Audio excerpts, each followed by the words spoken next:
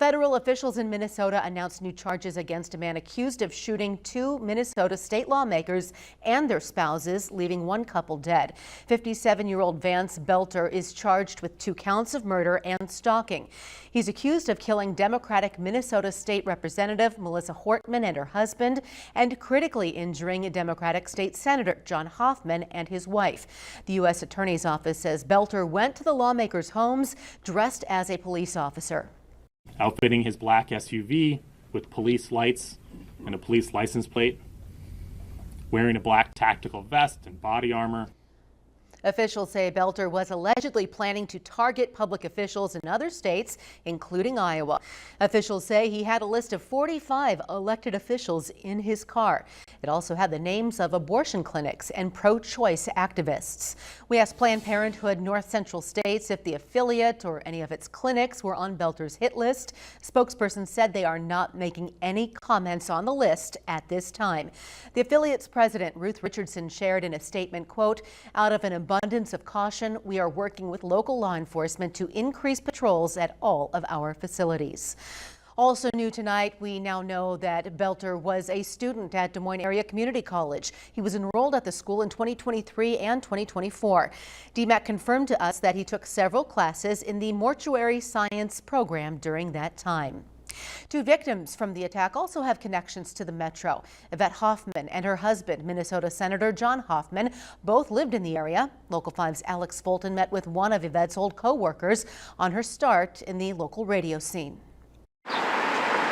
This radio station was the workplace for one of the 4 victims in the Minnesota lawmaker shootings. Yvette Hoffman, wife of Minnesota Senator John Hoffman, was a DJ in the late 80s and again in the 90s. She immediately took me under her wing. Star 102.5's news director Kate Garner remembers working with Yvette as an intern in high school. She was the first always to volunteer if there was a nonprofit that needed help or fundraising or an appearance. She was awesome that way. Garner always knew Yvette was a natural. After her first stint, she immediately went from the Des Moines station to one in Minneapolis. It was a big deal to leap from Des Moines to Minneapolis, which tells you how talented she was.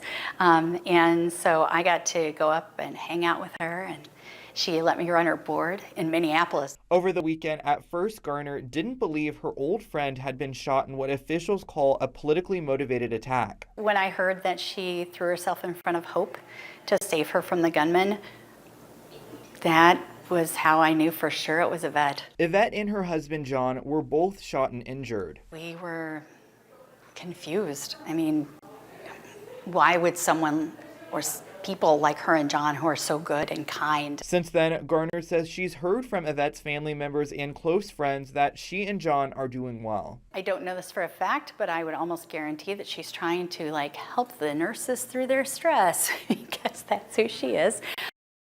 A local foster and adoption agency is seeing an increase in children entering the system. Local 5's Larissa Leone joins us with why the agency says the need for foster parents in Iowa is urgent. Stephanie Four Oaks Retention and Recruitment Coordinators say there are 282 licensed families available for the 407 referred children in Polk County alone. The agency says there are multiple ways you can help close that gap.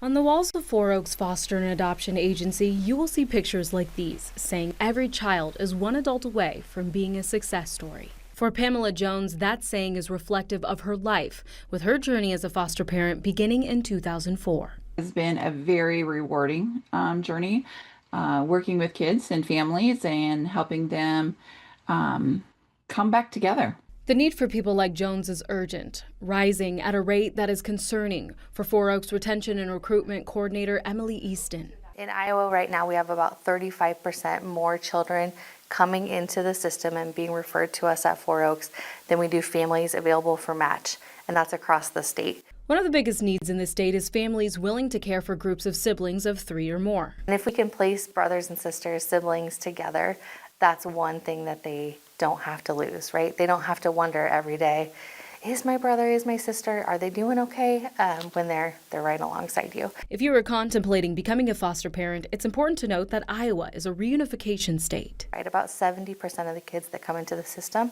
are reunified with family members. So that means they just need a safe and stable place until that family can get back together. Though Jones explains saying goodbye to the children is hard, it shouldn't be the factor that deters you from fostering. Yes, you do get attached to the kids, but hopefully you get attached to their families as well, and can continue to be a support for those families and those kids moving forward once they're able to go back home and to be with their families.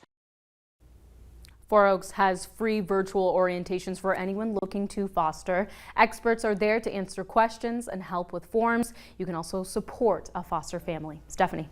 Central Iowa Water Works officials say they are in a good position thanks to the community largely following the lawn watering ban.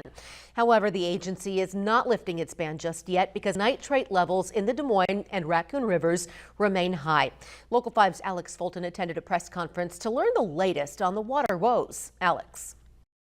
Stephanie, that press conference took place here at the Mid-American Energy Recplex at one of the conference rooms here behind me. Now, Central Iowa Water Works officials clarified that lawn watering makes up 40% of the total water they put out. They said that banning lawn watering was necessary to lower the increased demand on treatment plants. This current challenge is complex, and it will be resolved in weeks, not days. Central Iowa Water Works officials admit that solving the situation is tricky. Nitrate levels in water currently going to customers are around 7.7 milligrams per liter. That's below the Environmental Protection Agency's standard of 10. First, I want to define the issue that we are facing since there seems to be some misconception.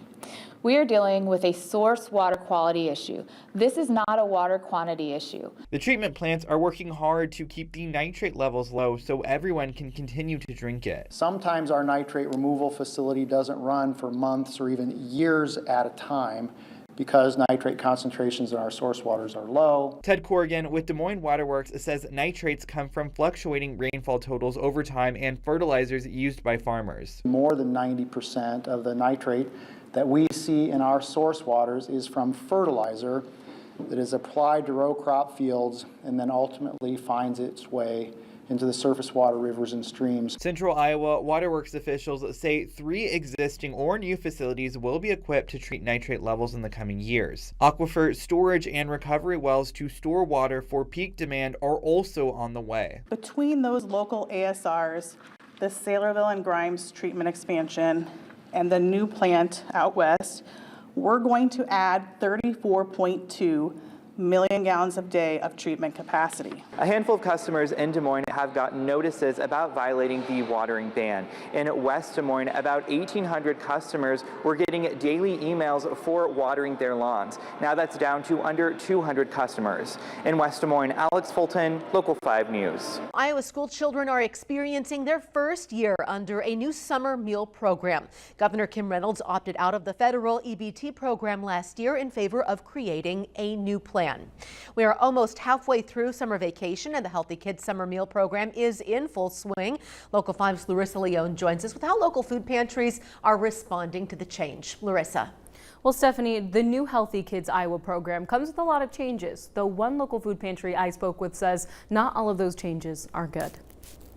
The governor's new Healthy Kids Iowa program changes the way parents can get meals for their kids. But for a local food pantry in Johnston, it has reframed the way it's able to operate. We are used to working in chaos and flexing things and everything else, but this has been quite an uptick. Over at the Johnston Partnership, Executive Director Andrea Cook says with the new Healthy Kids Iowa program, her pantry has seen a significant increase in demand, as well as operational challenges. Infrastructure-wise, it's a challenge just making sure that we have the right cooling and freezing and all those sort of things for the items. It kind of varies week to week. I know Food Bank's trying to keep it more regulated so that we can know what to expect and kind of carve out the same amount of space. Cook says she wishes Governor Reynolds and other political leaders consulted with food pantries before changing the summer meal program in the state. I would like to have a little more input just because, again, I don't care if you are working at one of our pantries here in the Des Moines metro area or you're working out in the rural areas. It's been a challenge for all of us trying to figure out the ways, the means, the volunteers. We reached out to the Iowa Health and Human Services on how they're assisting food banks participating in the Healthy Kids Iowa program. It said in part, quote, "So far, we have received good feedback on participation rates, and because this is a pilot program, we are thrilled to hear that so many Iowans are getting access to fresh, healthy foods in the first few weeks of our Healthy Kids Iowa pilot program launching." Polk County has a new contract with Crow-Tow that will take effect on July 1st. The county will be utilizing Crow-Tow's towing services for unauthorized cars on county property. Local 5's Emma Stroner's in studio to tell us more about this new contract. Stephanie, 4 years ago, Polk County actually ended its contract with Crow-Tow due to the multitude of complaints about the company around the city metro. The recent meeting held by the county's Board of Supervisors shows that this new agreement has raised some concerns.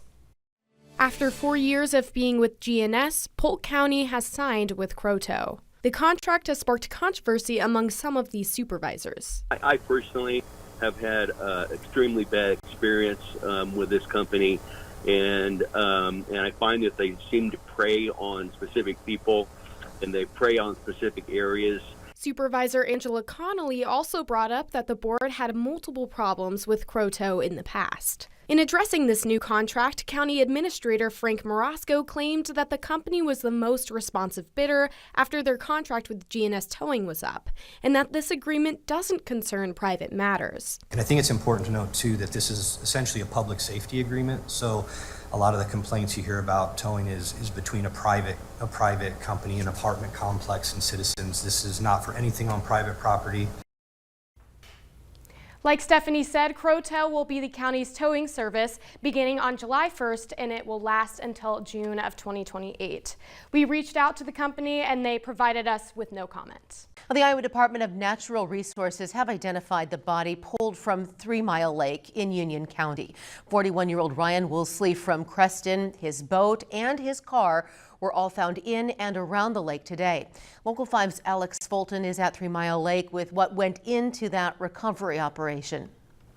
Stephanie, really just a heartbreaking situation out here at 3 Mile Lake. When the body was first pulled from the water, I saw several officers visibly upset. You could see it in their faces. Wednesday morning at 3, the Iowa Department of Natural Resources got word of a missing person last seen at 3 Mile Lake. 41-year-old Ryan Woolsey went night fishing on Monday and had not been heard from since. When the search began on Wednesday, the DNR discovered Woolsey's car in the parking lot and his overturned boat in the water. Local law enforcement eventually joined in and used a thermal drone into the daylight hours. The Southwest Dive Team then came in to assist with sonar technology and found the body around 3:30 Wednesday afternoon. The DNR believes severe weather may have been a factor in Woolsey's death. We'll keep you posted as we learn more information. Reporting in Union County, Alex Fulton, Local 5 News.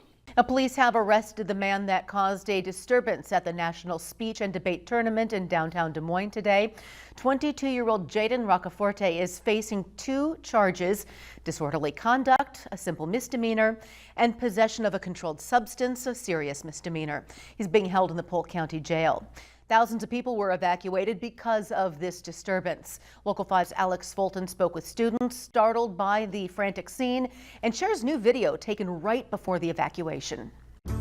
Events for the National Speech and Debate Tournament resumed at 5:15. That's roughly 2 hours after the EMC Expo Center was evacuated. One student I talked with said she saw a man go on stage during humorous interpretation finals. Almost immediately after, the person at the mic stand, either a student or judge, told everyone in the room to run and get out. A student watching the live stream of the event told me he saw the feed cut out all of a sudden. Everyone in the venue, whether they were in the room, watching the live feed, or just there, ran to find a hiding spot. At the end of the day, I think this is less about NSDA itself and more about America as a whole and how these types of threats are becoming normalized. I just think it's terrifying that this is a reality that students and people all around the world have to live with. This is one of the largest academic competitions, and we shouldn't have to be afraid that we're gonna, die. Several students I talked with said once they got to safety, their first course of action was to text their parents. Remember, there are a lot of students and their coaches coming from quite a ways for this national tournament. Some of them in a panic texted, "I'm not ready to die," others simply saying that they were safe. Law enforcement did sweep the venue after the evacuation and did not find any other potential threats. I want to stress again that there were no injuries reported and no threats made in this incident. In downtown Des Moines, Alex Fulton, Local 5 News.